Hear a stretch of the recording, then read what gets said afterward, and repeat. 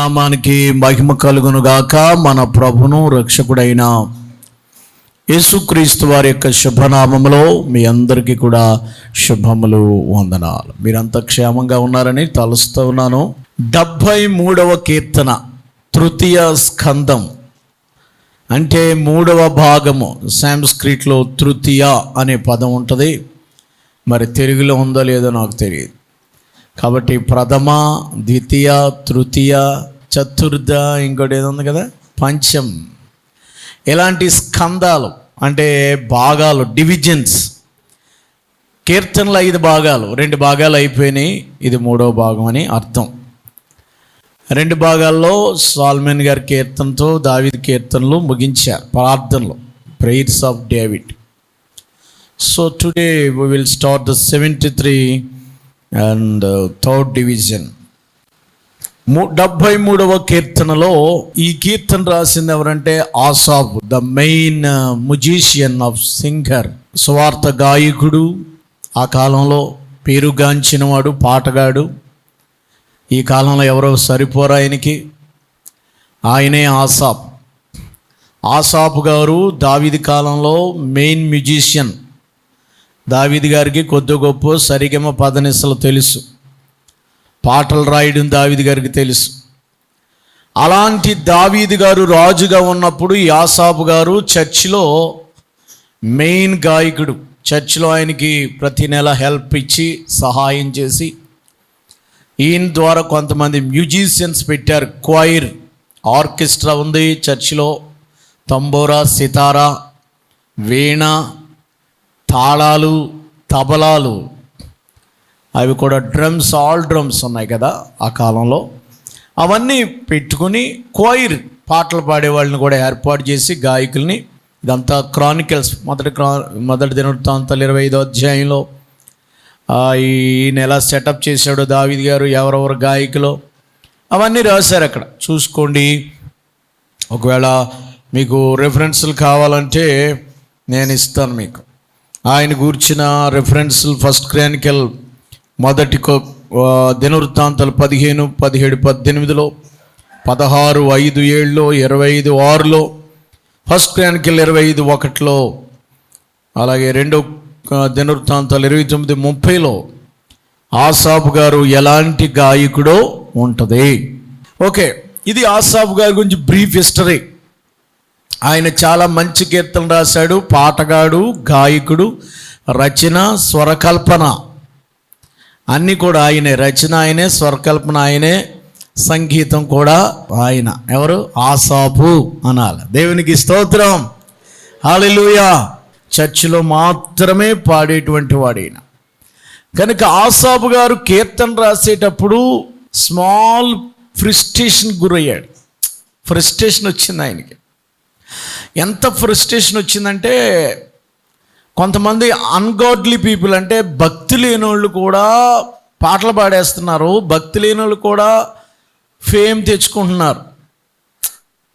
భక్తి లేదు వాళ్ళకి, చర్చికి వెళ్ళరు, వాళ్ళు కూడా పాటలు రాస్తున్నారు, వాళ్ళు కూడా పాడుతున్నారు, వాళ్ళు కూడా పెద్దోళ్ళు అయిపోతున్నారు, ఆత్మ లేనోళ్ళు కూడా. కొంచెం ఫ్రస్ట్రేషన్కి గురయ్యాడు. ఇప్పుడు మనమేమో చర్చికి భక్తిగా వస్తున్నాం, ప్రార్థనాపూర్వకంగా వస్తున్నాం, విశ్వాసంతో ఉంటున్నాం, పరిశుద్ధతతో ఉంటున్నాం. కానీ భక్తి లేని వాళ్ళు ఎందుకు అలాగా దీవించబడిపోతున్నారు? భక్తి లేని వాళ్ళకి ఏ రోగాలు రావు, నాకే వస్తున్నాయి. రోజు బైబిల్ చదువుకుంటాను, రోజు ప్రార్థన చేసుకుంటాను. ఆ భక్తి లేనోడు, చర్చికి రానోడు, ఆ భయంకరమైనటువంటి ఫాల్స్ గాడ్స్ని, దేవుళ్ళు కానటువంటి ఈ రాతి రప్పలలో లాంటి దేవుళ్ళని ఆరాధించేవాడు, వాటి మీద ఆశపడి ఈ తంత్రాలకి, మంత్రాలకి లోబడిపోయేవాడే బాగుంటున్నాడు. నేను భక్తిగా ఉంటే నాకు బలహీనతలు వస్తున్నాయి, అనారోగ్యాలు వస్తున్నాయి, కష్టాలు వస్తున్నాయి, శ్రమలు వస్తున్నాయి. చర్చికి వెళ్ళి నాకే ఈ నిందలు, చర్చికి వెళ్ళి నాకే ఈ శ్రమలు, చర్చికి వచ్చే నాకే ఈ బాధలు అని ఒక మనసులో ఒక రకమైనటువంటి కొట్టేసింది ఆయనకి. దేవుడు ఎందుకు ఇలా చూస్తూ ఊరుకుంటున్నాడు? ఆ దుర్మార్గుడికి, ఆ దౌర్భాగ్యుడికి, ఆ తిరిగిపోతుడికి, దోచుకునేవాడు ఇంకా డెవలప్ అయిపోతున్నాడు. ఉదాహరణకి సినీ యాక్టర్స్ కోట్లు సంపాదిస్తున్నారు, కోట్లు. ఏ భక్తి లేదు వాళ్ళకి, జస్ట్ కొంచెం కోటింగ్ వేసుకుని మేకప్ వేసుకుంటే చాలు వాళ్ళకి డబ్బులు వచ్చేస్తున్నాయి. సినీ గాయకులు బోల్డ్ సంపాదిస్తున్నారే. దోచుకునేవాళ్ళు అంబానీ లాంటి వాళ్ళు ఎట్లా దోచుకుంటున్నారు అనేది నేను చెప్పలేను. మన సెల్ ఫోన్ ద్వారా ₹1 వాళ్ళు పెళ్లి చేసుకుంటున్నారని మనకు ₹1 పెంచారంట. వాళ్ళ పెళ్లికి మనకు ₹1 పెంచితే వాళ్ళకి అప్పు రాలేదంట, 8,000 కోట్లు వచ్చేసినాయి అంట. మన రూపాయలు ఇచ్చాం, డొనేషన్ ఇచ్చామంటే మనం ₹1 పెంచాడు మనకి. ఆ పెళ్ళికి ముందు ₹1 పెంచాడు. మనకు తెలియదు ₹1 పెంచినట్టు. ఏది రీఛార్జ్ ఛార్జీలు ₹1 పెరిగింది అంతే, సరిపోయింది. అడిగి దోచుకునేవాడు బాగుంటున్నాడు, దుర్మార్గుడు బాగుంటున్నాడు అనేటువంటి ఫ్రస్ట్రేషన్తో ఈ కీర్తన చాలా మటుకు రాసేసాడండి. ఇశ్రాయేలీయుల ఎడల శుద్ధ హృదయుల ఎడల నిశ్చయముగా దేవుడు దయాళుడై ఉన్నాడు. ఫస్ట్ వచనం బాగానే మొదలెట్టాడు. Hour God is good. ఆయన దయాళుడు, గుడ్నెస్ ఆఫ్ గాడ్. ఆయన దయాళుడు, నిశ్చయముగా దేవుడు దయాళుడు. ఎవరి ఎడల? ఇశ్రాయేలు ఎడలను, ప్యూర్ హార్ట్, శుద్ధ హృదయాలడ దేవుడికి మంచోడే. 2వ వచనం నుంచి మొదలెట్టేశాడు ఆయన. నా పాదములు జారుటకు కొంచెమే తప్పెను, నా అడుగులు జారసిద్ధమాయను. నా అడుగులు జారసిద్ధమైన పడిపోలేదు కానీ జారిపోతానేమో అనుకున్నాను. నా పాదములు జారుటకు కొంచెమే తప్పింది, జస్ట్ తప్పిందే, పడిపోదును. ఇలాంటి ఆలోచనలు ఉన్నాడు కదా, ఫ్రస్ట్రేషన్లో ఉన్నాడు. బాగున్నారు, ఒకవేళ దేవునికి దూరం అయిపోతాడు. కొంతమంది మధ్యలో దేవుడిని వదిలేస్తున్నారు. ఇప్పుడు గర్భావస్య ఏమంటున్నారు దాన్ని, గర్భవాసి వెనక్కి వెళ్ళిపోతున్నారు. ఎవడో నిజమవుతుందో నాకు తెలియదు కానీ కరుణాకర్ సుగున్ అన్నవాడు ఒక 500 మంది పాస్టర్ని వెనకలాగేశాడంట. నేను కూడా హిందూ దేవుళ్ళని విమర్శించానండి, మీరే బాగా చెప్తున్నారు అంటున్నాడు. ఇందులోనే శక్తి ఉందంటున్నాడు. ఏం శక్తి తెలుసుకున్నాడని అక్కడికి వెళ్ళాడు. దేవుల్లో ఉన్నటువంటి శక్తి తెలియకుండా, దేవుల్లో భక్తి తెలియకుండా ఇందులో బాప్తిసం పొంది వెనక జారిపోయే స్థలాలు, కాలు జారే స్థలాలు ఉన్నారు చాలామంది. ఎందుకంటే వారికి సరైన విశ్వాసం లేదు, దేవుని గురించి సరిగ్గా తెలియదు, భక్తి గురించి సరిగ్గా తెలియదు, మోకాళ్ళ అనుభవం లేదు. ఇలాంటి వారు బయలుదేరి సంఘాలని నాశనం చేసేవాళ్ళు దైవజనులుగా అవుతున్న వాడికి సమర్పణ లేదు, వాడికి దేవుని పిలుపు లేదు, దేవుని దర్శనం లేదు. మరి ఎందుకు వచ్చాడు, ఎందుకు వెళ్ళిపోతున్నాడు నాకు అర్థం కాదు. ఆసాపు అంటాడు, కాలు జారే స్థలమున నా కాలు జారే చోటు నుండి నిలచే. కాలు జారే చోటు నుండి నువ్వు నన్ను కాపాడావు. కాలు జారిపోద్ది, ఒక్కొక్కసారి జారిపోయేది అలాగ కాలు జస్ట్ దూరం అయిపోతావు. ఎందుకు వచ్చింది నాకు రోగం, ఎందుకు వచ్చింది నా అప్పు, ఎందుకు వచ్చింది నాకు ఈ ఫెయిల్యూర్నెస్, లేకపోతే ఎందుకు ఫెయిల్ అయిపోయాను, నేను చర్చిలో తుడుస్తాను చేస్తాను, ఫెయిల్ అయిపోయాను, నాకు ఉద్యోగం రాలేదు, పక్కోళ్ళకి వచ్చింది. Just you want depression, just you want frustration in feeling in all ways sufferings on your life. నీ జీవితంలో కష్టాలు వచ్చినప్పుడు, నీ జీవితంలో శ్రమలు వచ్చినప్పుడు అయ్యో నాకెందుకు. ఈయన కూడా ఇదే అంటున్నాడు 2వ వచనంలో, 3వ వచనంలో, భక్తిహీనుల క్షేమము నా కంటపడినప్పుడు గర్వించు వారిని బట్టి నేను మత్సరపడితిని. ఆయన అసూయపడ్డాడంట. భక్తిహీనులు చూసినప్పుడు అయ్యో వాళ్ళు ఎంత క్షేమంగా ఉన్నారు, వాళ్ళకి ఏమి లేవమ్మా. 4వ వచనము, మరణమందు వారికి ఏతన లేవు, వారు పుష్టిగా ఉన్నారు, ఇతరులకు కలిగే ఇబ్బందులు వారికి కలగవు, ఇతరులకు పుట్టినట్టు తెగులు పుట్టదు, వాళ్ళకి తెగులు లేవు, వాళ్ళకి రోగాలు లేవు, ఇబ్బందులు లేవు. వారి గర్వము నెక్లీస్, ఇంగ్లీష్లో నెక్లీస్ అని రాశాడు.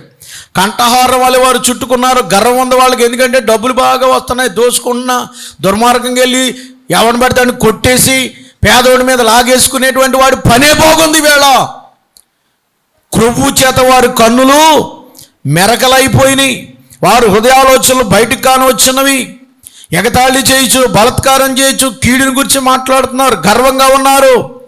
ఆకాశం తట్టు నా ముఖమెత్తుదును, వారు నాలుక భూసంచారం చేయను. వారు జలపానము సమృద్ధిగా చేస్తున్నారు, వాళ్ళకి సమృద్ధిగా జలాశయాలన్నీ నిండిపోయినాయి. దుర్మార్గులు వచ్చినప్పుడు అన్ని వచ్చి బాగానే ఉన్నాయి.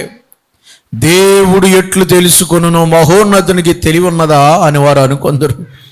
ఇదిగో ఇట్టివారు భక్తిహీనులు, వీరు ఎల్లప్పుడూ నిశ్చింత గలవారై ధనావృద్ధి చేసుకుంటున్నారట.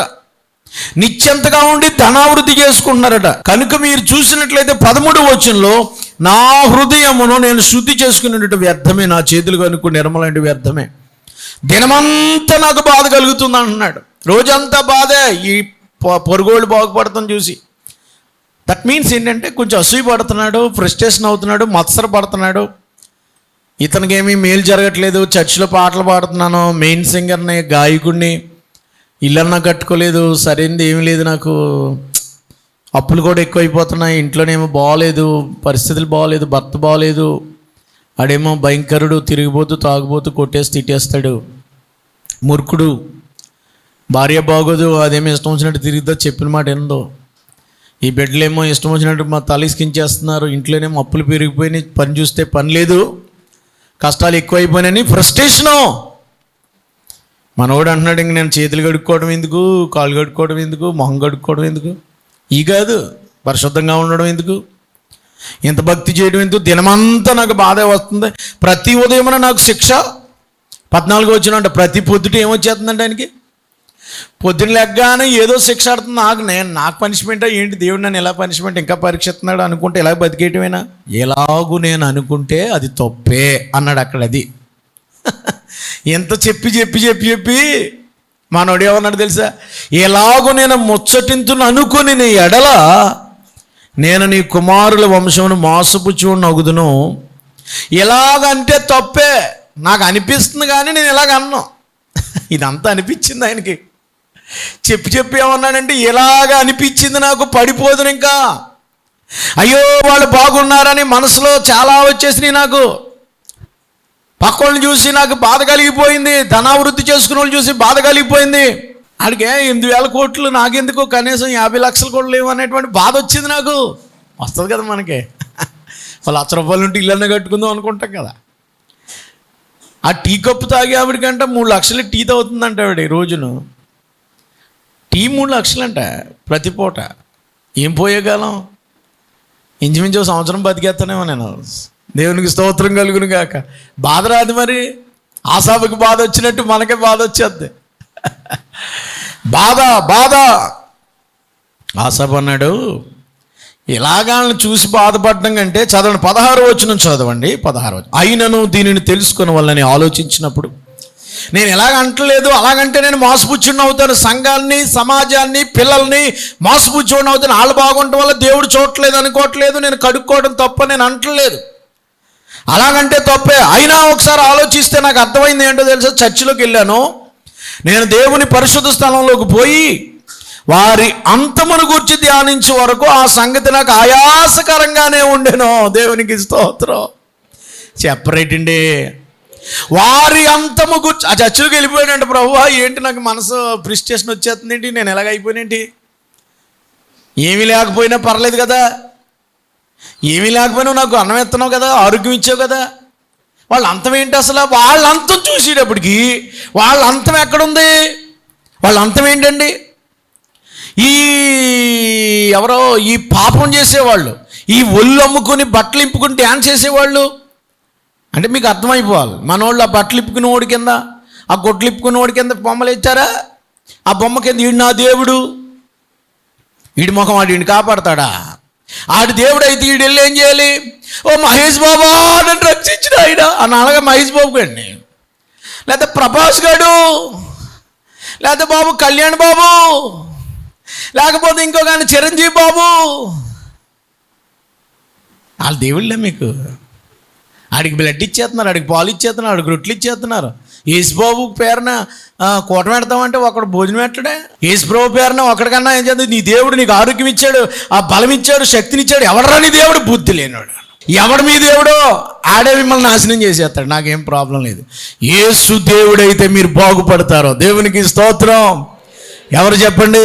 ఇదిగో నేను చర్చిలోకి వెళ్ళి ప్రార్థన చేసుకుంటే వారు అంతమేంటో నాకు తెలిసిన తర్వాత అప్పుడు నా మనసు కుదిరిపడింది అన్నాడు. ఏమన్నాడండి, వారి అంతమును గూర్చి ధ్యానించే వరకు ఆ సంగతి నాకు ఆయాసకరం. నేను కాదు కాలు జారు స్థలంలో ఉంటా, నిశ్చయముగా నువ్వు వారిని కాలు జారు చోటనే ఉంచున్నావు.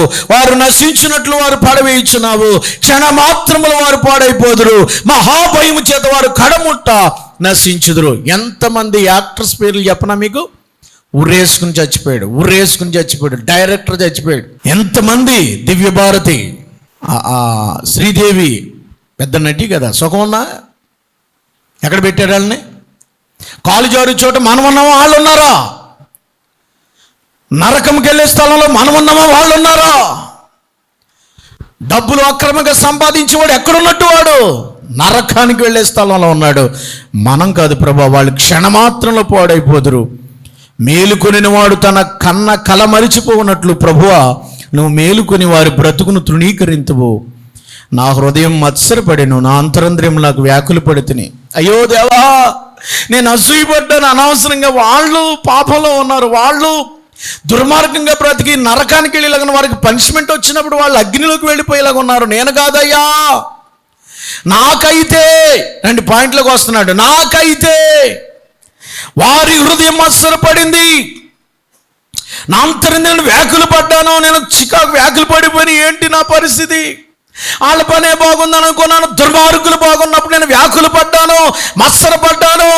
అక్రమంగా సంపాదించేవాడు, అన్యాయముగా సంపాదించేవాడు, మోసగాడు బాగున్నాడని నేను కంగారు పడ్డాను. కానీ నేను తెలివి లేని వాడినై, పశుప్రాయుడినైతే, నీ సన్నిధిని బీస్ట్, మృగము వంటి వాడినైతే, ఒక మృగంలాగా మాట్లాడానయ్యా.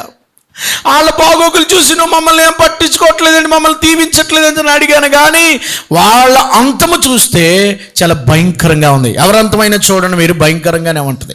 ఆడెవడు అప్పాజీ, ఆవిడ కర్ణాటక, ఆడు సడన్గా పోయాడు కదా, మార్లిన్ మన్రోయ్.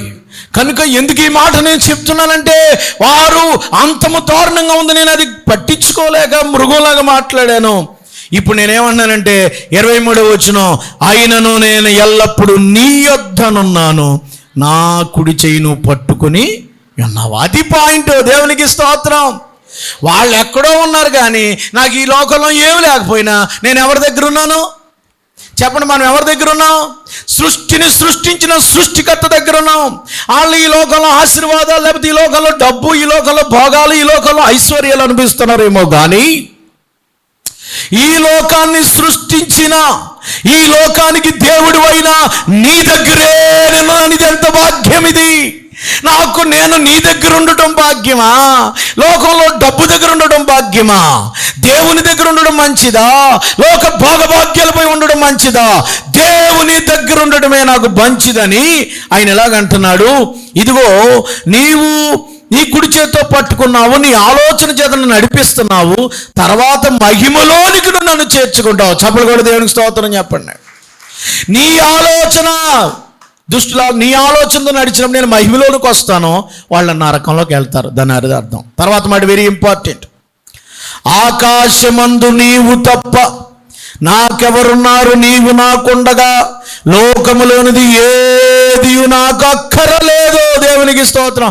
మంచి అండర్స్టాండింగ్ వచ్చేసాడు ఈయన. ముందన్నట్లుగా లేడు. మంచి ప్రార్థనలోకి వెళ్ళిపోయాడేమో, వాక్యం విన్నాడేమో, పాటలు పాడాడేమో, దేవుని చేత బలపరచబడ్డాడేమో, ఆత్మ చేత సంధించబడ్డాడేమో, రియలైజ్ అయిపోయి అన్నాడు, ఆకాశమందు నువ్వు నాకు ఉన్నావు, నాకు అంతే చాలయ్యా. నీ ఉండగా ఈ భూమి మీద ఏది నాకు ఇంకొద్దు, నువ్వే నాకు కావాలా. ఈ మాట ఎంతమంది అంటారు? అవన్నీ కావాలా? దేవుడే కావాలా మీకు? ఈయన ఏమన్నాడు? వాళ్ళే బాగున్నారు అని ఏడిసాడు.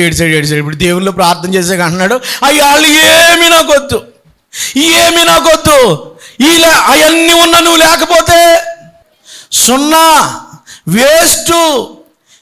అవన్నీ లేకపోయినా పర్లేదు, కానీ ఆకాశమందు నీవు తప్ప ప్రభువా ఎవ్వారు ఉన్నారయ్యా, నాకెవ్వారు ఉన్నారయ్యా, నీవు నాకుండగా ఈ లోకము అక్కరలేదే. ప్రభువా నీవు నాకుంటే చాలు, ప్రభువా నీవే నాకుంటే చాలు. ఆకాశమందు నీవు తప్ప ప్రభువా ఎవ్వారు ఉన్నారయ్యా, నాకెవ్వారు. స్తోత్రం చెప్పరా దేవునికి స్తోత్రం. భూమి మీద ఏమున్నా లేకపోయినా ప్రభువా ఏమీ అక్కర్లేదు, ఆకాశం ముందు నువ్వు నాకు ఉన్నావు అంతే చాలు. నేను వెళ్ళిపోయేటప్పుడు నీ దగ్గరికి వచ్చేస్తాను, వాళ్ళు ఎక్కడికి వెళ్తారో నాకు తెలియదు, అది వాళ్ళ అంతం. నా అంతమైతే నీ చెంత ఉంటాను, నా అంతమైతే నీలోకి వచ్చేస్తాను. నీవు నాకుండగా ఈ లోకంలో ఈ భూమి కానీ పొలం కానీ డబ్బు కానీ అక్కర్లేదు, నీవు ఉంటే నాకు చాలు, అవన్నీ నా వెనకాల ఉంటాయి. దేవునికి స్తోత్రం. మంచి అండర్స్టాండింగ్ వచ్చేసి అంటున్నాడండి, నా శరీరము నా హృదయము క్షీణించిపోయినను దేవుడు నిత్యము నా హృదయం ఆశ్రయదుర్గమును స్వాస్థ్యం. నా శరీరం వెళ్ళిపోద్ది కొద్దికాలానికి, నా హృదయం వెళ్ళిపోద్ది, నా శరీరం పాడైపోద్ది, దేవునితో స్వాస్థ్యంలో ఉంటాను. నిన్ను విసర్జించు వారు నశించుదురు, నిన్ను విడిచి వ్యభిచారించు వారు నువ్వు సంహరించదవు. ఎవరైతే దేవుని మీదలు పెట్టేస్తారో, డబ్బు మీద ఆసుకుని లోకాశలు పడిపోయి దేవుని విసర్జిస్తారో వాళ్ళైతే నాశనం అవుతారు. నాకైతే అమ్మ చెప్పండి, నాకైతే దేవుని పొందు ధన్యకరము. నాకైతే మైసెల్ఫ్, ఎవరు గొడవ నాకు అనవసరం. నాకైతే దేవునితో కలిసి ఉండడం, దేవునితో ఏకమైపోవడం, దేవునితో సహవాసం ఎలాంటిదంట ధన్యకరం. నీకైతే నాకు ఇంకేం అక్కర్లేదు. ముందేమో అయ్యలేవు అని ఏడ్చాడు, ఇప్పుడు అన్నాడు నాకు ఇంకేమొద్దు. నాకైతే నీతో గడిపి నీతో సహవాసం చేసి నీతోటే నా ప్రాణం వెళ్ళిపోతే అది చాలు. నీ సర్వకార్యాలు నేను తెలియజేస్తాను. నేను ప్రభు అయిన యెహోవాను. మనం ఎవరిని శరణు చూచాలి, ఎవరు మన ఆశ్రయము, ఎవరిలో కలిసిపోవాలి, ఎవరితో పొందు ధన్యకరము. అమ్మా మన పొందు అంటే మన కనెక్షన్. పొందు అంటే ఏంటి? మన సంబంధం, మన కనెక్షన్, మన సహవాసం, మన ఆత్మీయత. ఎవరితో చెప్పాలా? ఎవరితో ధన్యకరం? దేవునితో. డబ్బుతోట మన కనెక్షన్ దేనితోటండి? మన సంబంధాలు దేనితో ముడిపడి ఉంటాయి? డబ్బుతోటి. డబ్బు ఉంటేనే కనెక్షన్ బాగుంటుంది. బెల్లం ఉన్న చోట అంతే. కనుక డబ్బు ఉన్న చోట, డబ్బు లేనివాడి దగ్గర ఎవడు రాడు, ఓ ఫ్రెండ్ కూడా ఉండడు, ఒక్క ఫ్రెండ్ కూడా ఉండడు. అదే 10 రూపాయలు ఉన్నాయనుకోండి, అబ్బా మనకైతే ఏం అక్కర్లేదు. కానీ మనకు ఎవరు పొందుంది? మన ఫ్రెండ్ ఎవరు? మనతో మన స్నేహం ఎవరిదో? మన పొంది ఎవరిది?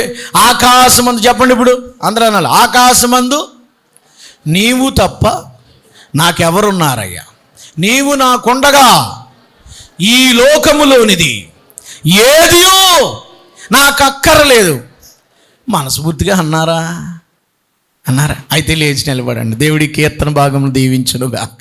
అనంత ఉన్నతం నా పట్ల నీవు చూపుచున్న ప్రేమ యేసయ్యా,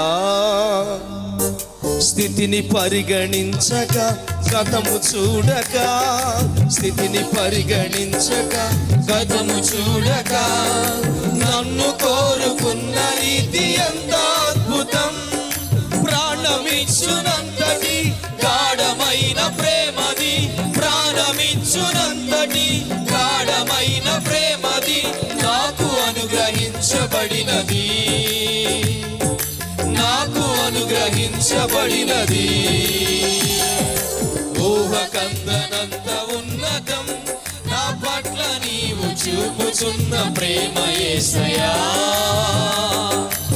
ఊహకందనంత ఉన్నతం నా పట్ల నీవు చూపుచున్న ప్రేమ యేసయ్యా.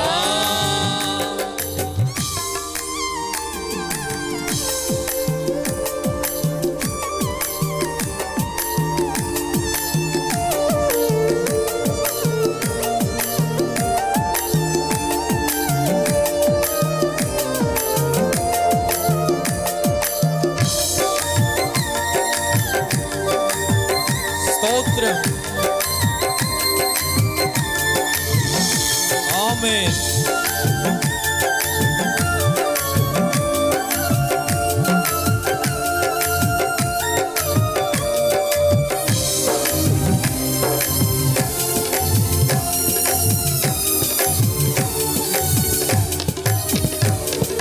జారిపడ్డ చోటునే వదిలివేయక, వెదకి పలకరించి నిలువ పెట్టుకున్నది.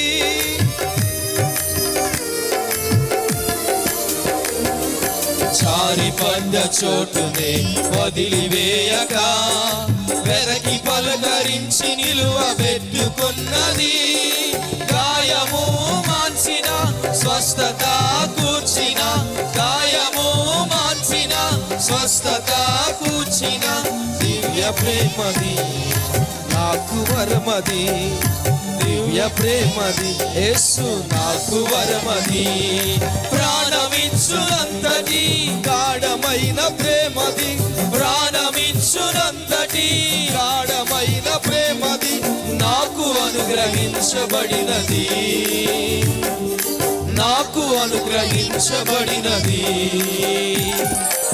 ఊహకందనంత ఉన్నతం నా పట్ల నీవు చూపుచున్న ప్రేమ యేసయ్యా.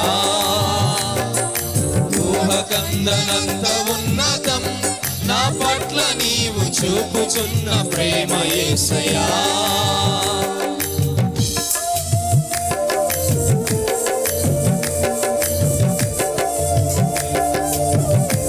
మన అతిక్రమములతో మనము దూరం అయిపోతున్నప్పటికీ తన ప్రేమతో మనల్ని పిలుచుకొని నిలవబెట్టుకుని క్షేమాన్ని ఇస్తున్న దేవునికి మనసారా ఉద్యమ చప్పట్లు కొడుతూ ఆరాధన చేద్దాం. స్తోత్రం, హల్లెలూయా.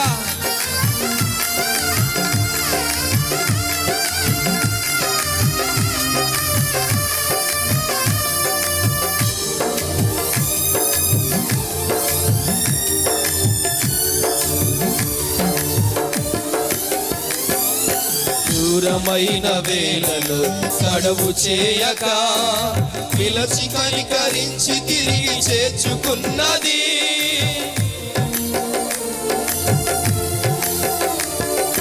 దూరమైన వేళలో తడవు చేయక పిలచి కనికరించి తిరిగి చేర్చుకున్నది. రూపము మార్చిన క్షేమము నిచ్చిన, రూపము మార్చిన క్షేమము నిచ్చిన గొప్ప ప్రేమది యేసు నాకు వరమది, గొప్ప ప్రేమది యేసు నాకు వరమది. ప్రాణమిచ్చునంతటి గాఢమైన ప్రేమది, ప్రాణమిచ్చునంతటి గాఢమైన ప్రేమది నాకు అనుగ్రహించబడినది, నాకు అనుగ్రహించబడినది. అంత ఉన్నతం నా పట్ల నీవు చూపుచున్న ప్రేమ యేసయ్యా. ఊహకందనంత ఉన్నతం నా పట్ల నీవు చూపుచున్న ప్రేమ యేసయ్యా.